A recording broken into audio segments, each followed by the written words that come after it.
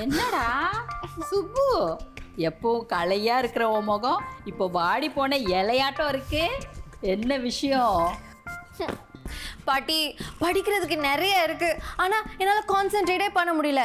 பாட்டு கேட்டு பார்த்துட்டேன், காஃபியும் குடிச்சு பார்த்துட்டேன், ஏன் என் ஃபோனை கூட ஒளிச்சு வச்சு பார்த்துட்டேன். எதுவுமே யூஸ்ஃபுல்லா இல்லை பாட்டி. அவ்வளோதானே விஷயம். எழுந்துரு. எதுக்கு? கேள்வி கேட்காம எழுந்துரு.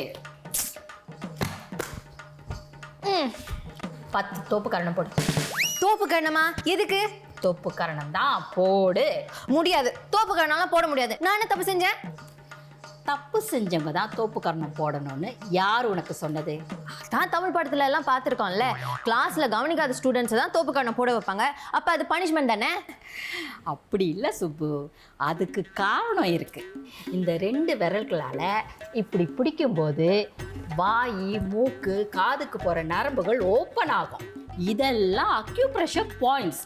அதுவும் இல்லாமல் நம்ம உட்கார்ந்து எந்திரிக்கும் போது மூளைக்கு ரத்த ஓட்டம் அதிகமாகும்.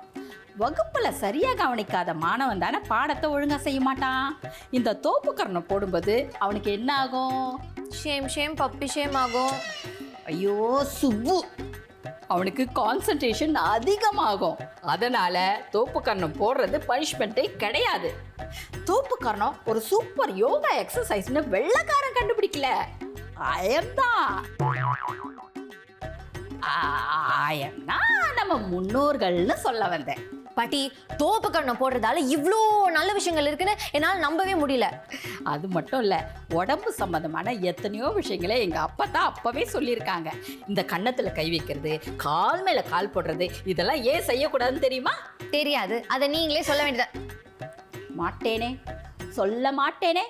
உனக்கு தான் ஊர் பூரா ஆளுங்க இருக்காங்களே, அவங்க கிட்டே கேட்டு தெரிஞ்சுக்க. ருக்கு, பதில் சொல்ல தெரியாம அப்படியே நைஸா எஸ்கேப் பண்றீங்களா? பரவாயில்ல, நானே எல்லாத்தையும் போய் கண்டுபிடிக்கிறேன்.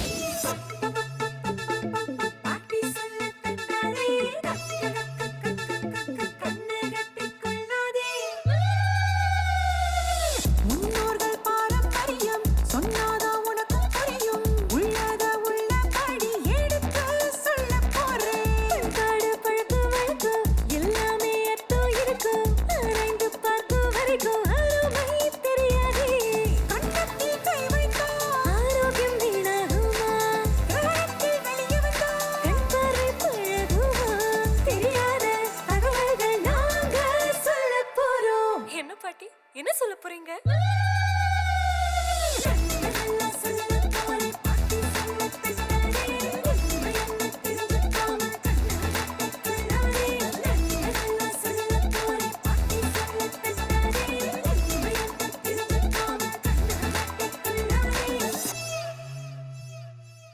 போரகர்னா தலையில தட்டு, விக்கல் வந்தா தண்ணி குடி, சம்மணம் போட்டு தரையில உட்காரு, மண்டல படிப்பேர்லனா தோப்பு கரணம் போடு, வெளியில போகும்போது தும்மல் வந்துச்சுன்னா சகுனம் சரியில்லை, ஒரு விழுங்கு தண்ணி குடிச்சிட்டு போ. யாரோ நினைக்கிறாங்க அதனால தான் பொற ஏறுது, வெளிரி போக பயமுறுத்து, விக்கலை உடனே நிறுத்து. ஒருத்தன் கொட்டாவி விட்டா ஊரே கொட்டாவி விடும். இந்த மாதிரி உடல் சார்ந்த பழக்க வழக்கங்கள், நம்பிக்கைகளை அடுக்கிக்கிட்டே போகலாம். இதுல உங்களுக்கு எது தெரியும், எது தெரியாது?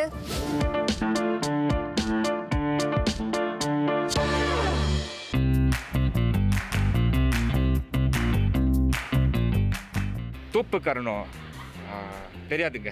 ஒரு எக்ஸசைஸ். தோப்பு காரணம்னா காதை பிடிச்சி தோப்பு காரணம் போடுவாங்க. தோப்பு காரணம்னா ஸ்கூல் டைமில் ஏதாவது பனிஷ்மெண்ட் கொடுக்குறதா இருந்தால் டீச்சர்ஸ் வந்து தோப்பு காரணம் போட சொல்லுவாங்க. தோப்பு காரணம்னா லைக் நம்ம ஏதாவது தப்பு செஞ்சிட்டோம்னா நம்ம லைக் ரொம்ப பயமாக இருக்குன்னா சாமிக்கிட்ட போய் மன்னிப்பு கேட்குற மாதிரி. அந்த மாதிரி பெரிய மனுஷால் ரொம்ப வயசானவங்களை வழியில் கண்டால் கூட இப்படி தப்பி போட்டுக்குவாங்க. அதாவது மரியாதைன்னு சொல்கிறது. இப்போ அதெல்லாம் ஹாய்ன்னுட்டு போயிடுறாங்க. தோப்பு காரணம் போடும் பொழுது, காதை இழுக்கும் பொழுது அது இருதயத்துக்கு எவ்வளவு நன்மை தருகிறது என்பது ஒரு அறிந்தது தான். அமெரிக்காவில் சூப்பர் பிரெயின் யோகா என்ற பெயரில் சில தொடக்க பள்ளிகளில் இதை மாணவர்களுக்கு ஒரு பழக்கமாக சொல்லி கொடுக்குறாங்க. இப்போ இது தோப்பு காரணம் போட்டாங்கன்னா கால் வலிக்குது, அதுதான் தண்டனைன்னு இந்த பிள்ளைங்களோ இல்லை பெரியவங்களோ நினைப்பாங்க, தண்டனைக்குரியவர்கள். ஆனால் உண்மையிலே அது தண்டனையே கிடையாது. தோப்பு கரணம் போடுவது அவங்களுக்கு உடலுக்கு நல்லது தான் செய்கிறது. எனக்கு தோப்பு கரணம் போட்டால் அதுக்கு ஏதாவது பயன் இருக்கான்லாம் தெரியலையே. டெய்லி வந்து காலையில் மார்னிங் ஒரு 10 இல்லை 15 பண்ணாரு. Okay, it's boost our memory power. ஏதாவது சொல்லி கொடுத்தா நல்லா நம்மளுக்கு வந்துட்டு உள்வாங்கி நம்மளால் செயல்படுத்த முடியும் அப்படின்னு சொல்லுவாங்க. ஏனென்றால் தோப்பு கரணம் போட்டால் மூளை பலம் பெறுகிறது. அப்போ ஒரு மாணவன் ஒழுங்காக படிக்கலைன்னா என்ன சொல்கிறாங்க, போய் உக்கி போட ஒரு 100 தடவை போடும்பாங்க. தோப்பு கரணம் போட போட அவனுடைய மூளை பலம் பெறுகிறது. அப்போ அவன் தெரியாத பாடத்தை இன்னும் சிறப்பாக செய்ய ஆரம்பிப்பான். சூப்பர் பிரெயின் யோகான்னு அவங்க அதுக்கு பேர் வச்சதுக்கு ஒரு காரணம் இருக்குது. ஏன்னா மூளை நாம் பயன்படுத்துகிற அளவு என்று பார்த்தா கொஞ்சம்தான். நம்ம நினைப்போம், ஆகா நம்ம மூளையை கசக்கி பிழிந்து இவ்வளோ வேலை பார்க்குறோன்னு நாம் நினைத்து கொண்டு இருக்கிறோமே தவிர உண்மையிலே நம்ம கொஞ்சம் தான் பயன்படுத்துகிறோம். இன்னும் எவ்வளவோ பயன்படுத்தலாம். மூளையோட சக்தி அளப்பரியது. அந்த மூளையின் சக்தியை மேம்படுத்துவதற்கு உரிய ஒரு வழிதான் தோப்பு கரணம் என்பது. இதையே வந்து நம்மவர்கள் அந்த காலத்திலேயே உணர்ந்திருக்கிறார்கள் என்றால் அப்போ நம்ம பண்பாடு எவ்வளவு சிறப்பானது, உடல் நலம் தொடர்பாக எவ்வளவு முன்னேறியது என்பதை நாம் உணர வேண்டும். நம்ம மூளையை வெறும் 10 விழுக்காடு தான் பயன்படுத்துகிறோம், மீதி 90 விழுக்காடை பயன்படுத்துறதே இல்லைன்னு பல ஆண்டுகளாக நம்பிக்கிட்டு இருந்தோம். ஆனால் அண்மையில் நடந்த ஆராய்ச்சிகளும் ஆய்வுகளும் இது உண்மையே இல்லைன்னு நிரூபிச்சிருக்கு. இப்படி நம்ம மூளையிலிருந்து உடலில் இருக்கிற பல பகுதிகள் வரைக்கும் நல்லா தெரிஞ்சுக்க பல ஆய்வுகளும் ஆராய்ச்சிகளும் இன்னைக்கு வரைக்கும் நடந்துக்கிட்டு இருக்கு. ஆனால் பல நூற்றாண்டுகளுக்கு முன்னாடியே நம்ம முன்னோர்கள் இதை செய்ய இதை செய்யாத, இதை செஞ்சால் நமக்கு நல்லது, இதை செய்யலைன்னா நமக்கு நல்லது இல்லைன்னு பல விஷயங்களை சொல்லிட்டு போயிருக்காங்க. இந்த விஷயங்களை இப்போ நினச்சி பார்க்கும்போது வியப்பாவும் பிரமிப்பாவும் இருக்கு. அந்த காலத்தில் இந்த விஷயங்களை நிரூபிக்கிறதுக்கு விஞ்ஞானம் அந்த அளவுக்கு வளர்ந்துருக்காது, வசதிகளும் இருந்திருக்காது. இப்போ வளர்ந்து வரும் விஞ்ஞானத்தை வச்சு இந்த விஷயங்களை நிரூபிக்க வேண்டியது நம்ம கடமையோ என்னவோன்னு எனக்கு தோணுது. நம்ம முன்னோர்கள் சொன்னதை நிரூபிச்சா பெருமை நமக்கு தானே.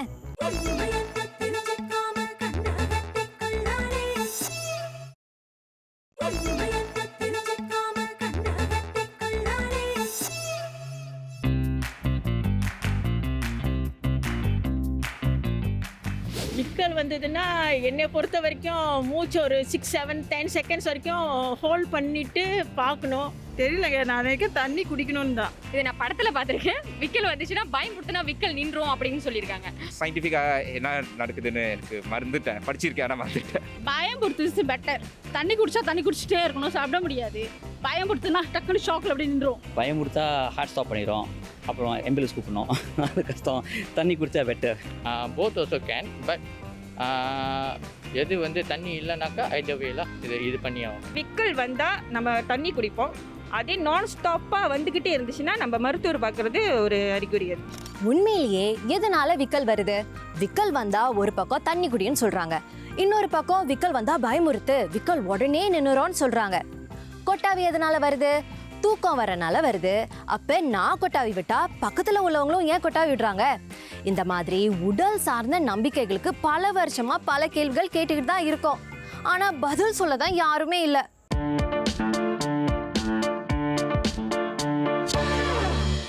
ஹாய் லதா, உடல் சார்ந்த நம்பிக்கைகள் நிறைய இருக்குது. உதாரணத்துக்கு தரையில் சமணம் போட்டு உட்காரதுனால ரொம்ப நல்லதுன்னு சொல்கிறாங்க.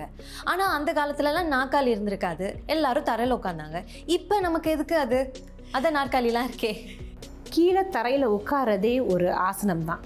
ஓகே, இதுக்கு பேர் வந்து சுகாசனா. சுகமாக உட்காருவது சுகாசனா. அந்த யோகாசனத்தில் இந்த சுகாசனம் ஒரு பகுதி. அது சப்பனங்கால் போட்டு தான் உட்கார வேண்டும். ஆக அந்த பழக்கத்தை ரொம்ப எளிமையாக சாப்பிடும்போது கொண்டு வராங்க. அப்போ பார்த்துக்கங்க, அப்போ தினமும் சாப்பிடும்போது நம்ம அந்த உடற்பயிற்சியை செய்கிறோம். இப்போ நீங்கள் சுகமாக உட்காருனா, நீங்கள் ரிலாக்ஸாக நீங்கள் தரையில் உட்காரும்போது நீங்கள் எப்படி ஃபீல் பண்ணுவீங்க? எந்த வலியும் இருக்காது, சந்தோஷமாக காமாக. கரெக்ட். ஸோ நீங்கள் தரையில் உட்காரும்போது உங்கள் மனசுக்கு வந்து ஒரு காம் ஃபீலிங் கிடைக்கும், ஒரு குவாய்ட்டான ஃபீலிங் கிடைக்கும், உங்கள் மைண்டுக்கு ஒரு ரிலாக்ஸேஷன் கிடைக்கும். அதுதான் தரையில் உட்கார்றதுக்கான ரியல் ரீசன், ரியல் காரணம். இந்த சமணம் போட்டு உட்கார்றதுல நமக்கு பலவிதமான நன்மைங்க இருக்குது. அதில் பேக் நல்ல போஸ்டராக இருக்கும். நம்ம குனிஞ்சு சாப்பிடும்போது அதில் ஒரு மரியாதை இருக்குது, சாப்பாட்டுக்கு மரியாதை இருக்குது. முட்டிகளுக்கு எலும்புகளுக்கெல்லாம் ரொம்ப நல்லதுன்னு சொல்லியிருக்காங்களா. பாரம்பரியமாக நம்ம தமிழ் பண்பாட்டில் உள்ளது. பாடிக்கு நல்லது, பாடி நல்லா ஸ்ட்ரெச்சாக இருக்கும், ஸோ சீக்கிரமாக டைஜஸ்ட் ஆகும். இப்போ நாற்காலியில் உட்காந்துருக்கும்போது கால் தொங்குகிறது இல்லையா, அந்த மாதிரி இல்லாமல் அது மடக்கி வைக்கப்படுகிறது. அதனால ரத்த ஓட்டம் பார்த்திங்கன்னா அது வந்து கீழ் நோக்கியே போகாது, சுற்றி கொண்டு வயிற்று பக்கம் போகும், மேலேயும் போகும். அதனால நீங்கள் சப்பனம் போட்டு உட்கார்ந்து சாப்பிடும் பொழுது ரத்த ஓட்டம் வயிற்றுக்கு அதிகம் போகிறதுக்கு வாய்ப்பு அதிகம்.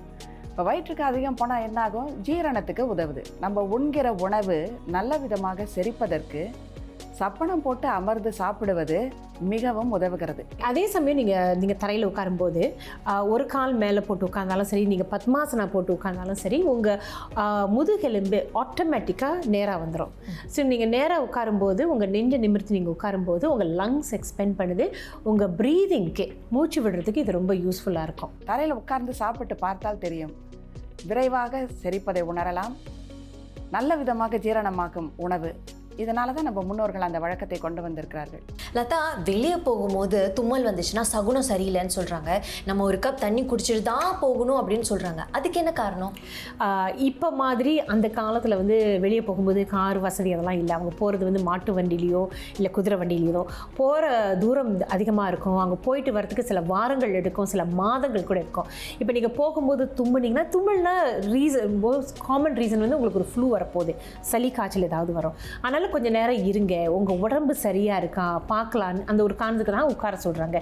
இப்போ நீங்கள் போகிற காரியம் நல்லா இருக்காது, அதனால் உட்காந்து தண்ணி குடிச்சிட்டு இப்போ அதெல்லாம் யாரும் பார்க்குறதில்ல. ரெண்டாவது வந்து என்ன சொல்லுவாங்கன்னா, தும்மும்போது நம்ம இதயம் கூட ஒரு செகண்டுக்கு நிற்குதுன்னு கூட சொல்லுவாங்க. அப்போ உட்கார வச்சு உங்கள் உடல் எப்படி இருக்குன்னு தான் பார்க்கறதுக்காக உங்களை உட்கார சொல்கிறாங்க. தும்மும்போது ஹார்ட் நிற்கிறது, அதை பற்றி படிச்சிருக்கேன். ஆனால் உண்மையா இல்லையான்னு எனக்கு அவ்வளோவா தெரியாது. தும்பும்போது ஹார்ட் நிற்கிறத பற்றி எனக்கு தெரியல. ஸ்ப்ளிட் செகண்ட் இந்த ஹார்ட் வந்து ட்ரிகர் பண்ணும். ட்ரிகர்னா it will stop and then re-inject your heart to restart again. அது வந்து ஒரு it's a reactive process in the body. அப்படியே தும்முனா ஹார்டு வந்து நின்றுச்சுன்னா செத்து போயிடுவாங்களே, அவ்வளோதான், சங்கு ஊதிடுவாங்களே. ஒருவர் வந்து தும்மினால் நீடு வாழ்க அப்படின்னு சொல்கிறோம். ஏனென்றால் ஒரு வினாடி உயிர் போயிட்டு திரும்ப வருது. போன உயிர் திரும்பி வந்ததா, சரி இது நிலைத்து இருக்கட்டும் அப்படின்னு நீடு வாழ்கன்னு சொல்வது. சும்மா வேடிக்கைக்கு சொல்வதில்லை. அந்த இடத்துல மூச்சு நின்று திரும்ப வந்திருக்கிறது என்பதை உணர்ந்து தான் அந்த காலத்தில் இப்படி பழக்கம் வந்திருக்க வேண்டும். ஆனால் இப்போ நாம் என்ன செய்கிறோம், காலங்காலமாக சொல்லிட்டு வராங்களா, அப்படியே நம்மளும் சேர்ந்து சொல்கிறோம். அதான் ஒன்னொன்று என்னன்னா, நான் கொட்டாவி விட்டா ஏன் என் பக்கத்தில் உள்ளவங்களும் கொட்டாவி விட்டுறாங்க? இதுக்கு ஏதாவது காரணம் இருக்கா? ஓகே, சயின்டிஃபிக்காக சொல்லணும்னா நம்ம மனிதர்கள் எல்லாருமே ரொம்ப ஒரு சோஷியல் அனிமல்னு சொல்லுவோம். இப்போ நீங்கள் சிரித்தா நானும் உங்கள் கூட சேர்ந்து சிரிப்பேன். நீங்கள் அழுதிங்கன்னா நானும் உட்காந்து ரொம்ப அக்கறையோட ஏன் அழுவுறீங்க, என்ன ஆச்சுன்னு ஒரு அக்கறையோட கேட்பேன். ஸோ அதே மாதிரி தான் நான் என்னோடய பிஹேவியர் உங்கள் பிஹேவியர்லேருந்து ரிஃப்ளெக்ட் ஆகுது. ஸோ அதனால தான் நீங்கள் கொட்டாவி விடும்போது எனக்கு அப்படியே ஆட்டோமேட்டிக்காக அந்த கொட்டாவி வந்துடுது. It's an empathy actually.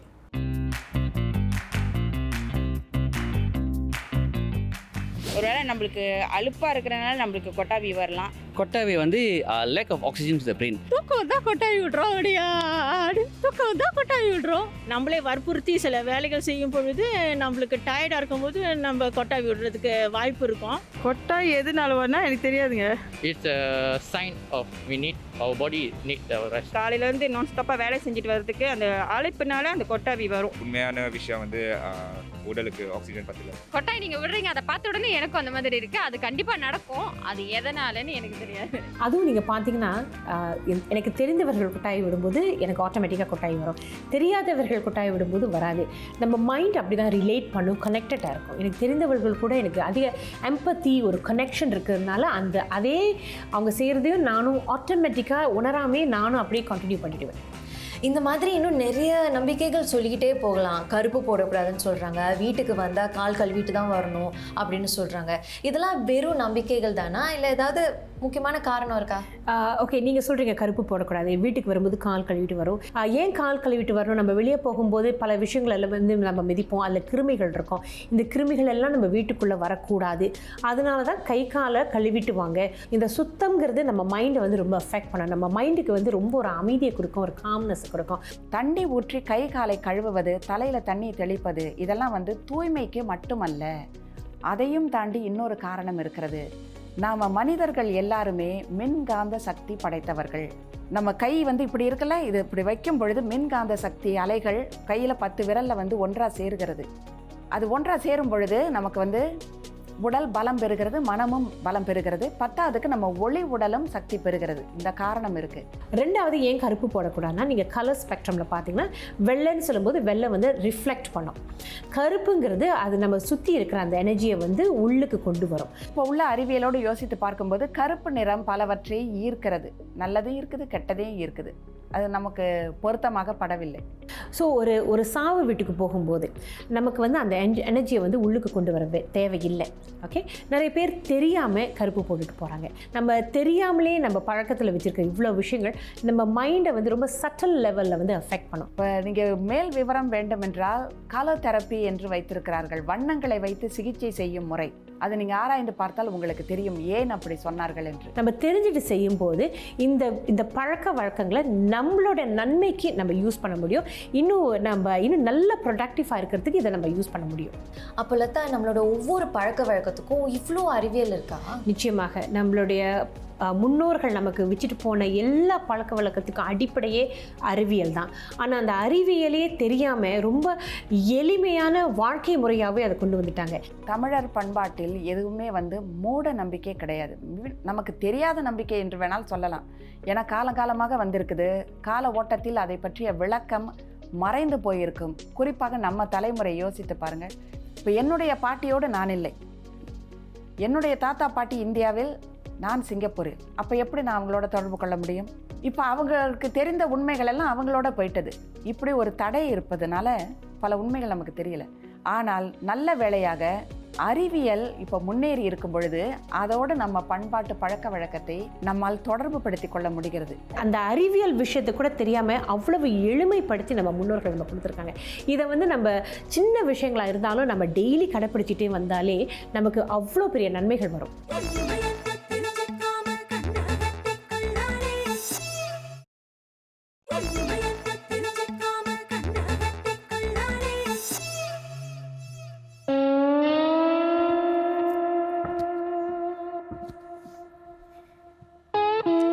பாட்டி, நான் வெளியே போய் எவ்வளோ விஷயங்களை தெரிஞ்சுக்கிட்டேன்னு தெரிஞ்சிருச்சா?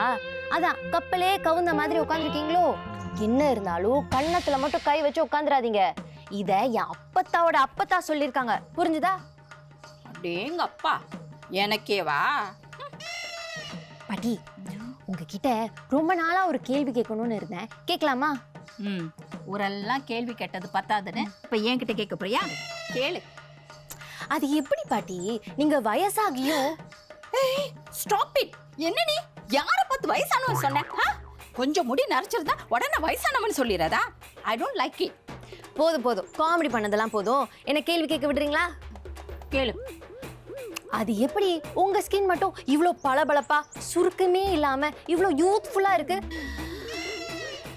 என்ன பார்த்தா யூத்னு சொன்ன? ஆமா. Thank you thank you thank you. என்னை பார்த்து நிறைய பேர் இப்படி சொல்லியிருக்காங்க. ஆனா நான் யார்கிட்டயும் அந்த ரகசியத்தை சொன்னதே இல்லை. நீ என் செல்ல பத்தி இல்லையா, அதனால உனக்கு மட்டும் சொல்றேன். என் கூட வா, 3 நிமிஷத்துல ஒரு ஸ்பெஷல் ருக்கு ரெமெடி செஞ்சு காட்டுறேன்.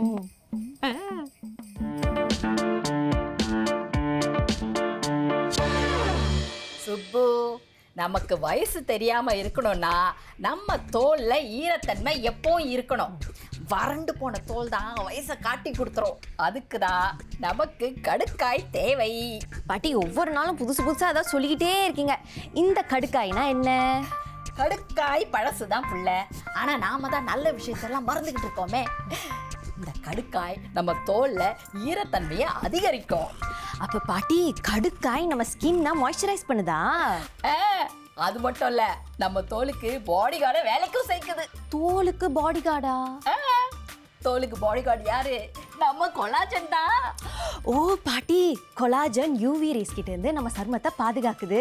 அப்ப கடுக்காயை சாப்பிட்டா யூவி ரேஸ் கிட்ட இருந்து நம்ம சருமத்தை பாதுகாக்குமா? போயிட்டு புடிச்சிட்டியே. உங்க சருமம் இளமையாகவும் பொலிவாகவும் இருக்க வேண்டுமா? உங்களுக்கு தேவை தேங்காய். பாட்டி, என்ன அட்வர்டைஸ்மெண்டா? பின்ன என்ன, கண்ட பியூட்டி ப்ராடக்ட்ஸ் யூஸ் பண்றதுக்கு பதிலா இந்த தேங்காய் யூஸ் பண்ணா எவ்வளவு செலவு மிச்சம் பண்ணலாம். பாட்டி, பியூட்டி ப்ராடக்ட்ஸ் யூஸ் பண்ணாம இருக்கிறதுக்கு தேங்காய் உதவுமா? ஆமா, வயசாக வயசாக நம்ம தோல் சுருங்கி தொங்க ஆரம்பிச்சிரும். ஆனா இந்த தேங்காய் பாலை நம்ம சருமத்துல தடவி வந்தா அப்படி இளமைய காட்சி அளிப்போம். ஓ பாட்டி, நான் இதை பத்தி கேள்விப்பட்டிருக்கேன். தேங்காயில நிறைய வைட்டமின் சி இருக்கான், அதனால தானே நம்ம சருமத்துக்கு உதவி பண்ணுது. உனக்கு தெரிஞ்சதை நீ சொல்லிட்ட, இப்போ தெரியாததை நான் சொல்ல போறேன். இந்த தேங்காயில காப்பர் இருக்கு. காப்பரும் நம்ம சருமத்தை பொலிவா வச்சுக்க உதவும். அது மட்டும் இல்ல, தேங்காய் சாப்பிட்றதுனாலையும் உடம்புல கொலாஜன் உருவாகுது, அதனால யூவி ரேஸ் கிட்ட இருந்து டபுள் ப்ரொடெக்ஷன். அதுக்கும் மேல இந்த தேங்காயில ஆன்டி ஆக்சிடென்ட் நிறைய இருக்கு. ஆன்டி ஆக்சிடென்ட் என்ன செய்யும் தெரியுமா? நமக்கு வயசாகிறத தள்ளி போடும். பாட்டி, இப்படி ஒரு ரகசியத்தை இத்தனை வருஷமா என்கிட்ட இருந்து மறைச்சு வச்சுட்டீங்க, எனக்கு இப்பவே செஞ்சு கொடுங்க. ஸ்டெப் 1, முக்கியமான விஷயம். தேங்காவை ஃப்ரெஷ்ஷாக அரைச்சி பால் எடுத்து அதை தான் யூஸ் பண்ணோம். கடையில் விற்கிறதெல்லாம் யூஸ் பண்ணக்கூடாது. பாட்டி, உங்களால நிறைய பேருக்கு பிஸ்னஸ் போக போகுது. முதல்ல பியூட்டி ப்ராடக்ட்ஸ் வாங்க வேணாம் நீங்க, இப்ப கடையில தேங்காய் பால் வாங்க வேணாங்கிறீங்க. அது ஏன்னா ஃப்ரெஷ் தேங்காய் பாலில் தான் நான் சொன்ன நன்மைகள் அதிகமாக இருக்கும். சரி, இப்போ தேங்காவை அரைக்க போகிறோம். இது தண்ணி ஊற்றணும்ல. ஓகே, இப்போ மூடு.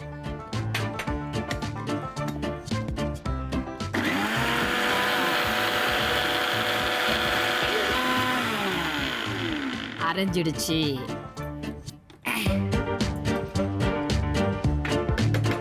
இப்போ இந்த பாலை வடிகட்ட போறோம்.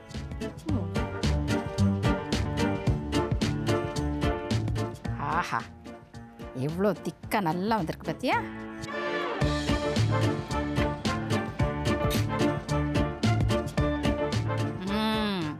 சொன்னேன்ல ஃப்ரெஷ் பால் நல்லதுன்னு. நீங்கள் நம்பலைன்னா நீங்களே சொந்தமாக அரைச்சி குடிச்சு பாருங்க. அப்போ தான் கடையில் வாங்குற பாலுக்கும் ஃப்ரெஷ்ஷாக அரைக்கிற பாலுக்கும் வித்தியாசம் தெரியும்.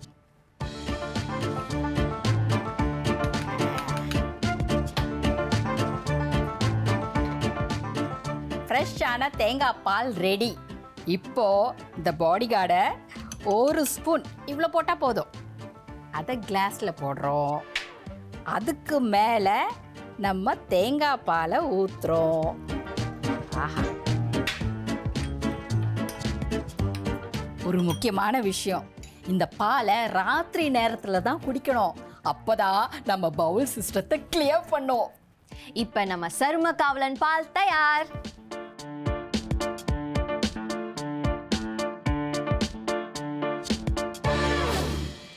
ஹலோ மீனா, அசைன்மெண்ட் முடிச்சிட்டியா? அதெல்லாம் அப்பவே முடிச்சிட்டேன். ஆமா, நீ முடிச்சிட்டியா? நானும் முடிச்சிட்டேன். முடிச்சிட்ட தானே, அப்புறம் ஏன் என்னமோ முடிக்காத மாதிரி பேசுற? என்னமோ தெரியல மீனா, இப்பெல்லாம் இது செஞ்சாலும் எனர்ஜி இல்லாத மாதிரியே இருக்கு. நல்லா சாப்பிட்றேன், நல்லா தூங்குறேன், ஏன் எக்ஸசைஸ் கூட நல்லா பண்றேன், ஆனா ஏதோ சரியில்லாத மாதிரியே இருக்கு. நீ உங்க பாட்டி மாதிரி அதிகமா யோசிக்கிற, அதான் பிரச்சனை. Relax, okay? நீ சொல்றதும் சரிதான். சரி, நான் உன்னை நாளைக்கு பார்க்குறேன். பாய். சுப்பு, சொல்லுங்க பாட்டி. உன் பிரச்சனைக்கு என்ன தீர்வுன்னு பாட்டிக்கு தெரியுமே. ஒரு நல்ல ரத்தன கல் போட்டா எல்லாம் சரியாயிடும். பிரச்சனைக்கு தீர்வு கல்லா? என்ன பாட்டி சொல்றீங்க? இதுக்கெல்லாம் ஒரே ஒரு ஆளை தான் கூப்பிடணும். கல் நிபுணர் கலக்கல் செங்கல்வராயன். பாட்டி,